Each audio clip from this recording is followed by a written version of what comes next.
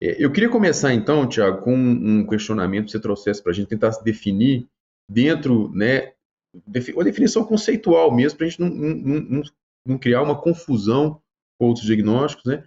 O que que são essas encefalites Aham. autoimunes? Conta para a gente aí, o que que está dentro desse balaio, dentro desse guarda-chuva desse diagnóstico? Perfeito, perfeito. Então, encefalites autoimunes basicamente são as encefalites, ou seja, uma inflamação cerebral e que vai estar ligado a um processo imune, né? Como o próprio nome diz. Mas a grande dica que eu dou para a definição é que ela, se você não pensar nessas características que a gente vai trazer agora nesse cast aqui, esse videocast, você nem vai pensar, vai passar em branco. Por quê? Dentre as encefalites, elas são as mais raras. Porém, elas podem ser extremamente incapacitantes e ter cursos variáveis dependendo do anticorpo. Então, encefalite, inflamação cerebral, pensar em sintomas principalmente corticais, gente. Então, se a gente está diante de uma encefalite, a primeira coisa que a gente pensa não é a encefalite autoimune. São as encefalites relacionadas à infecção. Então, quando a gente pensa em infecção, né, a gente tem que lembrar que o conceito de encefalite é alterações de córtex, é crise convulsiva, é principalmente alteração comportamental. Isso vai caracterizar essa inflamação. Ah, doutor, pode ser uma meningoencefalite? Sim, pode ter, mas a gente vai focar aqui mais em encefalites. Né? Então, esses sintomas de alteração comportamental, crise convulsiva, talvez alguns pacientes de déficit motor, mas não é tão característico, é essa mudança comportamental.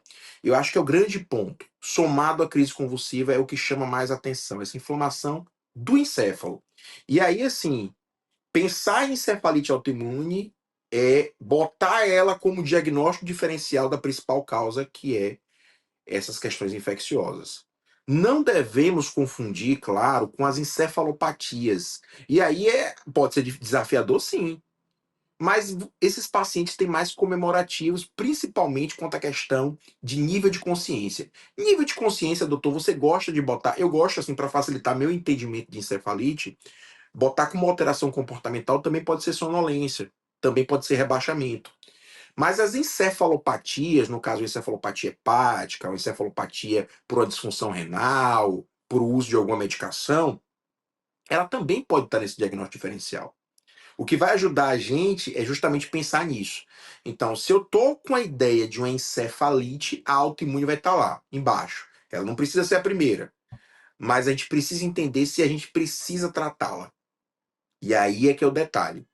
Para tratá-la, poxa, por que você está falando de tratamento? Porque quando a gente está diante de uma encefalite, perder tempo pode ser fatal. E olha que eu não estou falando nem da autoimune, eu estou falando da viral mesmo, eu estou falando da infecciosa. Então, o tratamento vai ser iniciado. Não necessariamente vai ser para um quadro imune, mas sim para um quadro infeccioso. Então, por que eu estou falando isso para você, gente? Eu já estou trazendo tratamento para entrar nesse conceito. É que você entenda que ela faz parte do diagnóstico diferencial sempre que eu estiver diante de um quadro infeccioso. E o infeccioso deve ser o primeiro.